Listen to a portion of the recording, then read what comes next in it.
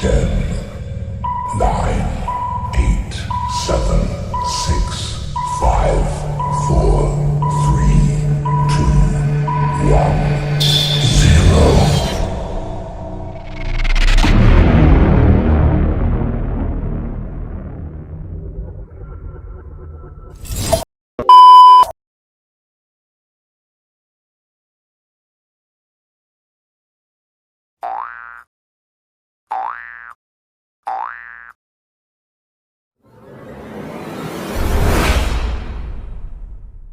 Anda menyaksikan News Update, pemirsa. Wacana amandemen Undang-Undang Dasar atau UUD 1945 terus bergulir di masa jabatan MPR periode 2019-2024. Wakil Ketua MPR Arsul Sani menyebut penambahan masa jabatan Presiden menjadi 3 periode telah diwacanakan dalam amandemen Undang-Undang Dasar 1945.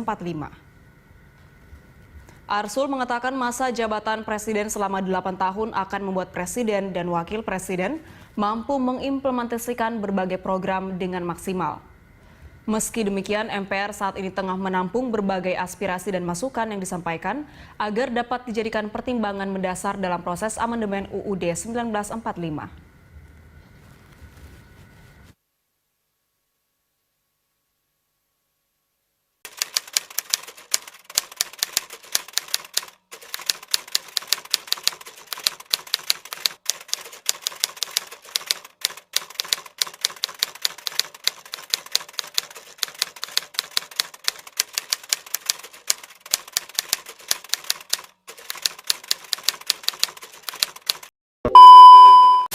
Menurut pandangan saya, demokrasi adalah suatu sistem pemerintahan di mana warga masyarakatnya memiliki hak untuk mengambil keputusan.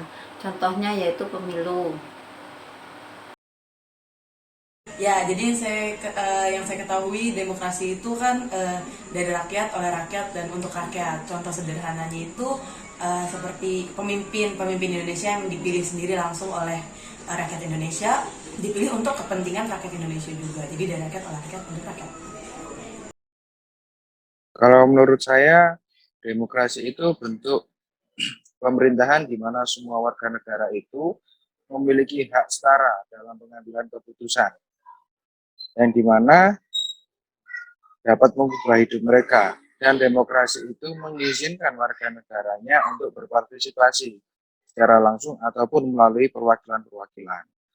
Dalam pemaparannya, pengembangan dan pembuatan hukum. Jadi di sini contohnya itu ketika ada suatu negara yang di situ ada pemilihan kepala negara, sebagai warga negara yang baik harus berpartisipasi bagaimana caranya untuk menentukan sebagai kepala negara yang baik itu bagaimana. Dari situ kita berpartisipasi, kita mengikuti pemilu dari awal hingga akhir, dan nanti suara-suara kita itu yang akan didengar oleh kepala daerah yang diutarakan kepada pemerintahan pusat.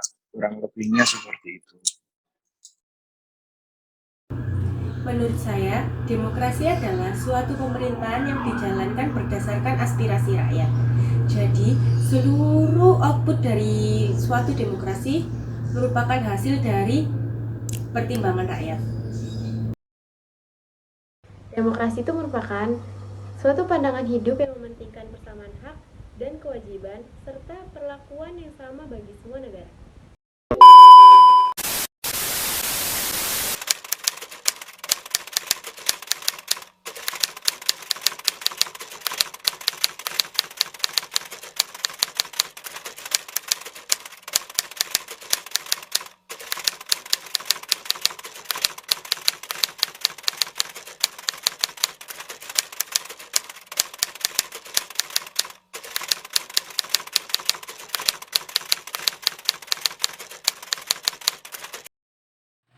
Money politik menurut pandangan saya adalah suatu usaha yang dilakukan seseorang kepada pemilihnya supaya memilih dirinya dengan cara memberikan sembako atau uang atau mungkin fasilitas. Ya, yang saya ketahui tentang money politik itu kan berarti money politik itu kegiatan memberikan sesuatu, bisa barang atau berupa uang, kepada salah satu pihak yang dapat menguntungkan pihak yang lain gitu. Jadi untuk kepentingan tertentu, biasanya yang sering kita temukan kan di kegiatan pemilihan kayak pemilihan umum atau ya sebagainya, itu ada praktek money politik di situ. Money politik itu sekarang sudah menjadi bukan kata-kata yang tabu lagi ya. Itu sudah dari dulu. Sekarang itu ibaratnya kalau tidak ada money politik, ya mohon maaf, pejabat daerah tidak akan jadi sebagai pejabat daerah. Jadi money politik itu yang saya ketahui, itu suap penyuap pada saat kita akan mencalonkan diri sebagai kepala daerah ataupun sebagai kepala negara. Contoh kecilnya kita bisa ambil mulai dari pemerintahan dari desa. Ketika kita mau menjabat sebagai kepala desa, pasti ada sedikit banyak untuk memasukkan money politik itu. Lalu bertingkat lagi ke kecamatan, lebih naik lagi ke kabupaten, hingga akhirnya nanti ke pusat. Dan itu semua kalau menurut saya sekarang untuk saat ini di era seperti ini, money politik itu seperti itu. Sedangkan money politik adalah suatu pemberian suap berupa materi seperti uang maupun barang untuk menggantikan hak seseorang tersebut. Money politik merupakan suatu kedaulatan rakyat yang dapat dibeli dengan uang atau dengan barang. Bahasa kasarnya sogok menyogok. Tujuannya untuk membuat seseorang tersebut agar tidak menjalankan haknya untuk memilih maupun supaya ia menjalankan haknya dengan cara tertentu pada saat pemilihan umum.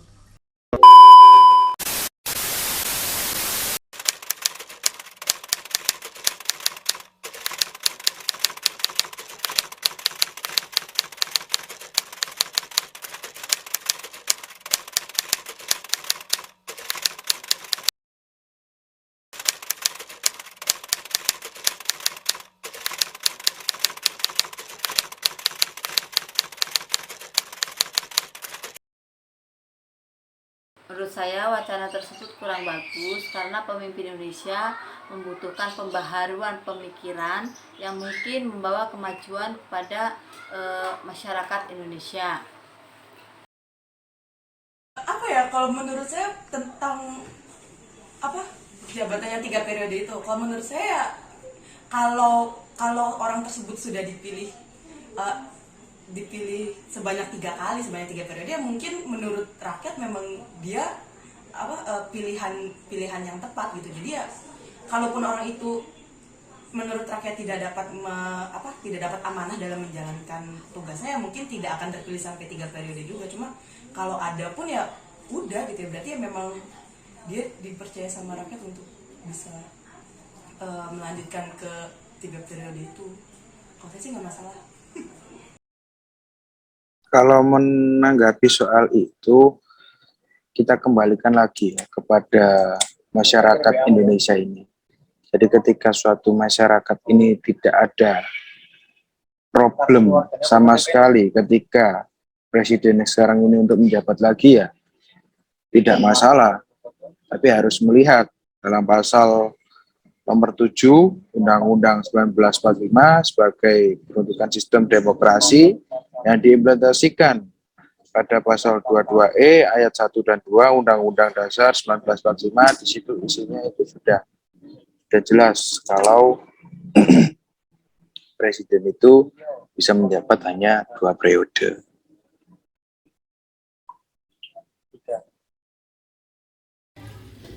Pendapat saya tentang wacana tersebut adalah saya kurang setuju karena kita sebagai warga Indonesia membutuhkan regenerasi pola pikir dari pemimpin.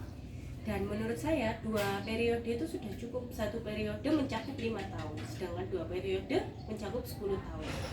Dan kita sebagai warga negara Indonesia mempunyai hak yang sama, yaitu dapat menjadi presiden. Jadi tidak hanya satu orang tersebut menjadi presiden. Tanggapan saya terkait hal tersebut, ya terkejut sih.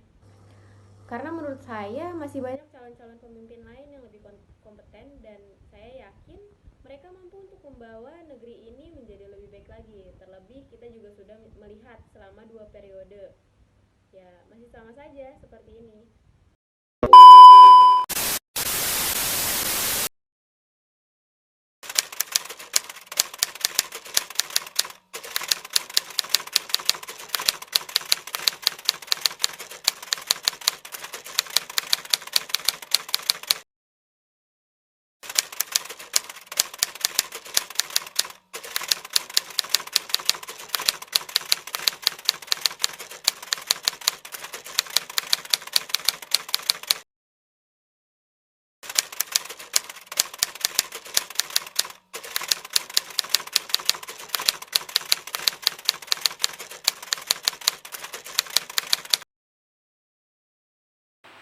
Menurut saya, praktek money politik pasti meningkat dikarenakan dalam kepemilihan kepala daerah pun yang hanya 1 periode itu sudah banyak yang mempraktekannya.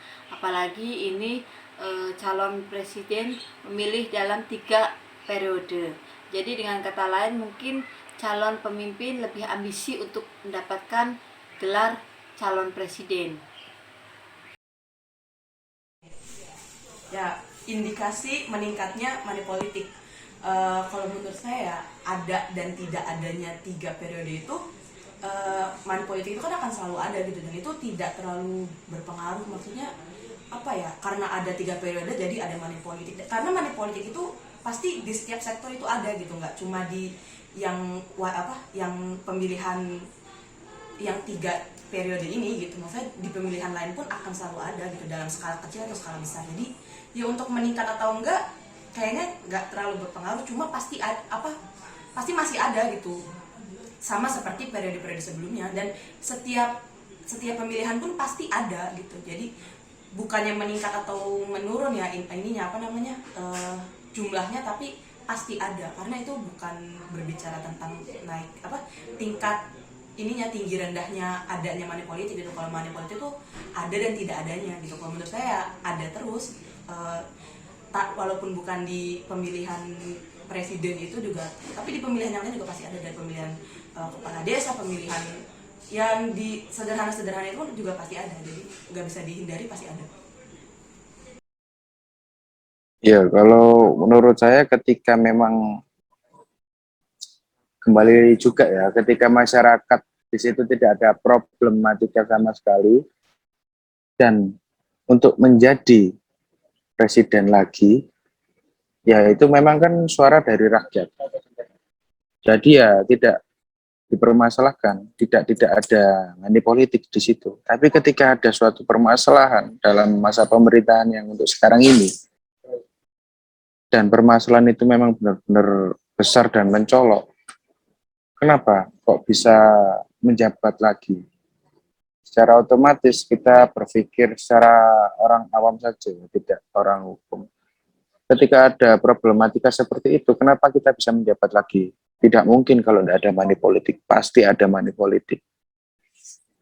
Jadi menurut saya ketika masyarakat melihat di situ ada problematika yang sangat besar dan akhirnya itu dikembalikan lagi ke masa pemerintahan yang sebelumnya atau presiden yang sebelumnya.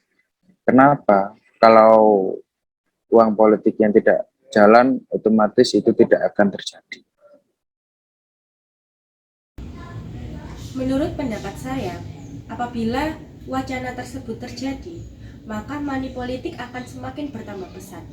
Seperti yang kita tahu, dengan adanya pemilu biasa saja, money politik semakin banyak. Apalagi dengan jabatan sebagai presiden. Yang dilihat dari indikatornya seperti itu, maka kemungkinan akan sangat pesat.